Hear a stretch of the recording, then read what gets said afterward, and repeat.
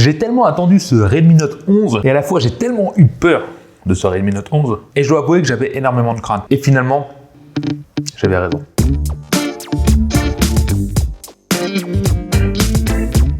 Rassure-toi, je vais tout expliquer et te dire en quoi il n'est pas parfait.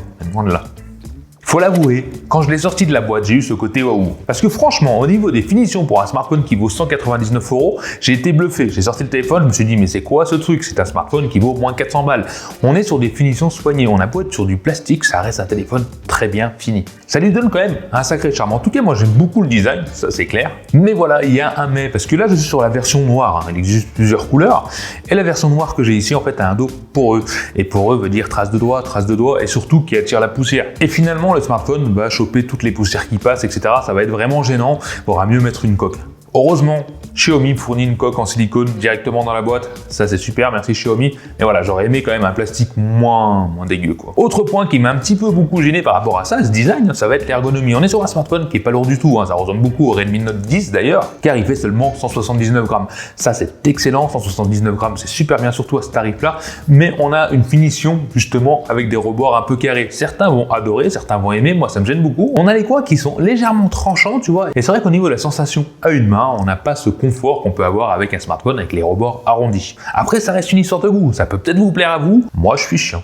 Quoi qu'il en soit, smartphone très bien fini, très bien réussi. Bravo Xiaomi pour ça, surtout qu'il est IP53, ça veut dire qu'il va résister à la poussière, heureusement vu qu'il l'attire, et qu'il va résister aux éclaboussures. Ça aussi c'est un plus à ce tarif-là, c'est vraiment excellent. Mais ce qui a vraiment amélioré ce smartphone par rapport à la version 10, d'ailleurs que j'ai testé ici, oui, c'est son écran, parce qu'on est sur un écran AMOLED déjà à ce tarif-là, c'est excellent, mais AMOLED qui monte jusqu'à 90 Hz. 90 Hz, franchement, on trouve ça sur des smartphones à 600 €. Et pour lui trouver des défauts, va falloir chercher. On a une bonne luminosité, même si elle n'est pas excellente, on n'est pas sur du haut de gamme, mais c'est suffisant en extérieur. On a une colorimétrie qui est juste excellente aussi, parce que tu peux régler ça dans les paramètres, tu peux mettre intensif, doux, normal, etc.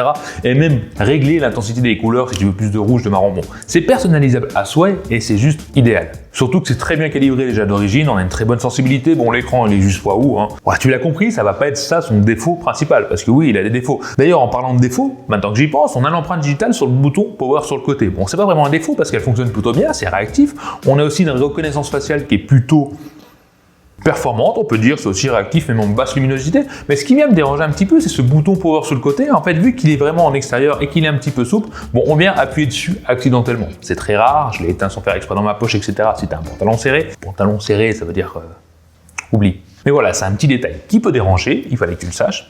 Bah, c'est fait. Autre point fort de ce smartphone, ça va être la batterie, parce qu'on est sur une batterie de 5000 mAh. 5000 mAh avec ce poids et ce design fin, à ce prix, c'est complètement dingue. Je dois l'admettre, la Xiaomi, j'ai du mal à le dire, mais vraiment bravo. Sachant que dans la boîte, ils fournissent aussi le chargeur de 33 watts. 33 watts, ce qui veut dire charge rapide, et charge rapide qui est très bien, parce qu'environ 1 heure, allez, 1h10, ça va dépendre, pour charger complètement le smartphone de 0 à 100.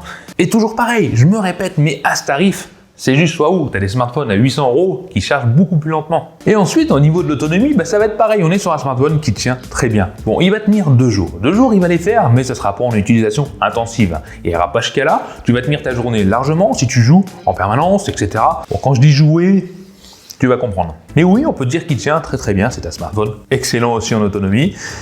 Et je commence à me dire en fait qu'il n'a pas vraiment de défaut. Mais si, j'y viens maintenant. Déjà, on est sur un modèle là, le moins cher, donc à 199 € en France, avec 64 Go de stockage et 4 Go de RAM. Alors 64 Go de stockage, non, là c'est trop limité, il va être plein, bon, je sais pas, en un mois. Heureusement, tu as l'emplacement pour mettre 2 nano SIM et une extension de mémoire. Tu pourras rajouter une micro-carte SD, bah justement si tu prends la version moins chère. Faut savoir aussi qu'on est sur un smartphone qui n'a pas de 5G. À ce tarif, bon, tu t'y attendais un petit peu, mais voilà, ils n'ont pas mis de 5G, mais tu as la puce NFC, c'est-à-dire que tu pourras payer avec directement, ou utiliser ça pour tes tickets de métro, etc. C'est quand même très bien. Mais là où je vais venir titiller vraiment beaucoup, un des plus gros défauts d'ailleurs, ça va être sur l'interface. On est sur Android 12, je vérifie. Non, on est sur Android 11.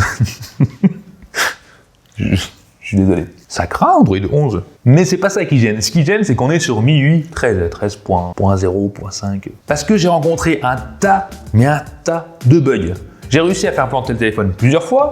Quand tu veux naviguer extrêmement rapidement, bon, tu feras jamais ça comme ça, je pense, mais il avait planté, il y a des erreurs qui s'affichent. Bon, quand tu lances des jeux, tu veux partir. En fait, quand tu lui en demandes trop en même temps, le truc bug dans tous les sens. Il peut être fluide, hein, il est fluide, mais il a ses limites. Il peut avoir des bugs, tu sais pas pourquoi.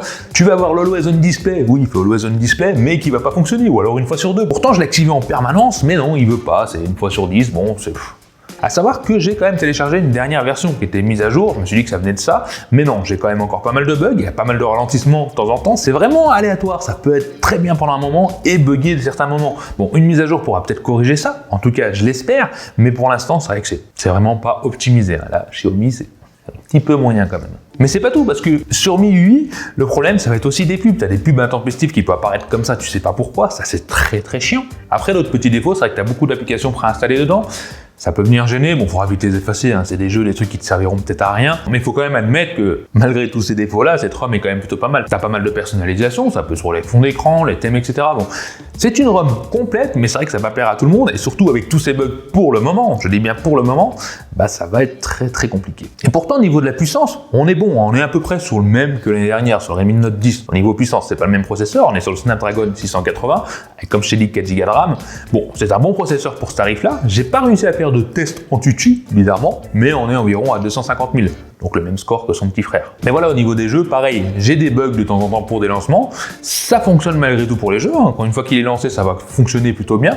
Tu auras bien sûr quelques ralentissements par-ci par-là, ça sera pas fluide en permanence, que ça soit pour Alpha 9, ça fonctionnera plutôt bien, et puis des fois des ralentissements, tu sauras pas pourquoi, même si je n'ai pas ressenti de chauffe, c'était en tout cas agréable à jouer, surtout avec cet écran AMOLED qui est juste une tuerie pour le tarif. Et pareil pour Genshin Impact, bon les graphiques seront minimum, hein. C'est pas un smartphone pour les gros jeux, pour faire tourner à fond, c'est vraiment pour dépanner. Mais voilà, ça sera fluide de temps en temps, et puis des fois tu auras des lags, si ça demande trop de ressources 3D, bon il aura du mal à suivre. Comme je t'ai dit, cela vient aussi de la ROM intégrée et pas forcément du processeur, qui est très bon parce que le smartphone n'a pas tendance à chauffer, ce qui est très bien. Parlons d'autres choses qui fâchent, des choses sérieuses, bon qui fâchent pas vraiment, ça va être la partie photo. Parce que comme tu l'as vu, on a 4 caméras. Bon, je te rassure, c'est pas 4 caméras utiles, hein. Tu vas en avoir vraiment 2 d'utiles. On a la principale qui va jusqu'à 50 mégapixels, qui est très bien. Tu as la ultra grand angle qui va jusqu'à 8 mégapixels et un mode macro et profondeur qui va à 2 mégapixels. Pour ceux qui ne connaissent pas l'interface de chez Xiaomi, bon, c'est très simple et à la fois compliqué, mais bon, tu as plein d'options. Ça, c'est très bien. Après, pour ce qui est des photos, moi, j'ai pas été séduit comparé au Redmi Note 10, que j'ai trouvé plus performant. Je te le dis dès le départ. Là, les photos peuvent être bonnes, mais il faut pas trop bouger. C'est vrai qu'il faut pas trop bouger. Tu auras un rendu des couleurs correct, mais tu auras un manque de dynamique. C'est-à-dire, sur les parties sombres, ça va être vraiment trop sombre. Et ça va avoir du mal à gérer les endroits trop clairs avec les endroits trop sombres. C'est vrai que les dynamiques, les couleurs, c'est moyen. Tu auras un peu trop de contraste, même si la qualité est là. Je dois admettre que je suis pas forcément convaincu. Ça reste bon en photo, sans faire rêver, quoi. Mais par contre, au niveau du 50 mégapixels, tu as quand même du changement. Hein, tu vois la différence. Là, tu vois que les détails, quand tu passes à 50 mégapixels, sont quand même mieux. Tu as un meilleur rendu, mais ça prendra plus de mémoire. Et c'est... je sais plus quoi te dire. Enfin bref, tu as aussi l'ultra grand angle qui est plutôt pas mal. Bizarrement, ça fonctionne bien. Tu as une bonne qualité. En tout cas, un beau rendu. Hein. Mais là où je viens un peu chipoter, bon, comme tous les smartphones de ce tarif, faut pas trop exigeant, mais le mode macro, faut dire qu'il fonctionne si tu as une bonne luminosité. En fait, le rendu est pas si mal. Je m'attendais à bien pire, non? C'est bien, mais c'est vrai que j'aurais aimé que ça soit investi ailleurs, quoi. C'est pas très utile. Faut savoir qu'il dispose quand même d'un mode nuit, hein. Pour ce tarif-là, on a un mode nuit, mais qui est pas ouf non plus. Toujours pareil, pour le tarif, c'est pas mal, ça vient éclaircir les scènes, ça fait son travail. Bon, t'auras du gras un peu de partout, hein. Comme tu vois en ville, c'est pas dingue du tout, faudra surtout pas bouger, toujours le même problème. Donc ça va venir dépanner, mais ça va pas venir remplacer un téléphone haut de gamme. Tu t'y attendais. J'ai un petit peu moins aimé, c'est la partie selfie. Alors on a une caméra de 13 mégapixels, ce qui est plutôt convenable, mais c'est vrai qu'elle a tendance à lisser un petit peu trop la peau, on manque de détails, même si la colorimétrie est bonne, on a de bons rendus des couleurs, un bon contraste, voilà, ça manque de détails, c'est pas ouf, et puis en mode nuit, faut pas rêver, il n'y a pas de mode nuit d'ailleurs, c'est pour ça que c'est pas terrible. Après, si tu aimes la vidéo, bon, tu vas pas forcément être très convaincu. Bon là, je suis en 1080p, 60 images par seconde, j'ai pas l'air d'avoir de stabilisation, j'en ai pas trouvé. On va voir un petit autofocus sur la trottinette. Ouais, alors quand c'est petit comme ça, il a quand même du mal. Bon, même s'il n'est pas fait pour ça, on va faire une vidéo de nuit, donc on est en 1080p, 60 images par seconde. On va voir si un petit autofocus. Bon, je vois rien, franchement, sur l'écran, je vais couvrir un peu. Ça n'a pas l'air ouf sur l'écran, mais bon, meilleur remontage. Bon, nous voici en 1080p, 30 images par seconde. J'ai pas l'impression qu'il y a une stabilisation, peut-être que si. En tout cas, sur l'écran, j'ai l'air un petit peu trouble. Du moins trouble. J'ai l'air un petit peu pâle. Mais ça va. Donc sur l'écran, c'est vraiment sombre. Je vois pas grand chose, mais le peu que je vois, ça a l'air net.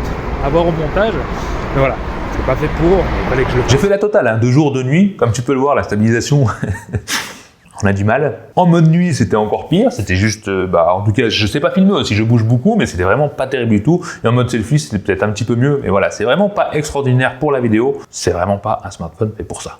Après, la petite info finale qu'il faut savoir, c'est qu'on est quand même sur un smartphone en son stéréo. Pareil, pour ce tarif, son stéréo, c'est extrêmement bien.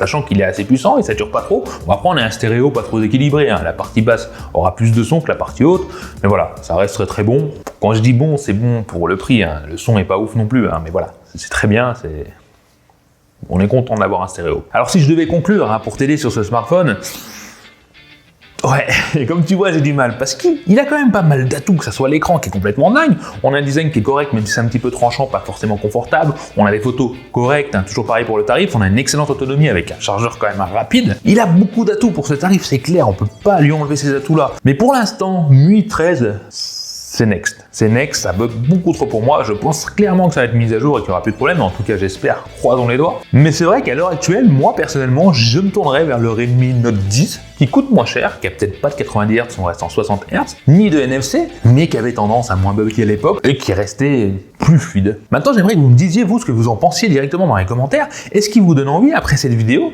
Est-ce que je suis un petit peu trop méchant? Faut pas hésiter à me le dire, c'est vrai que je suis un petit peu dur. Bien sûr, n'hésitez pas à mettre ce petit pouce, hein, si vous aimez la vidéo et vous abonner si vous n'êtes pas encore un Tokiwatchien, c'est super important. Mais voilà, tu l'as compris, smartphone très bon dans les specs, mais au final, qui me laisse sur ma faim. Allez, bye.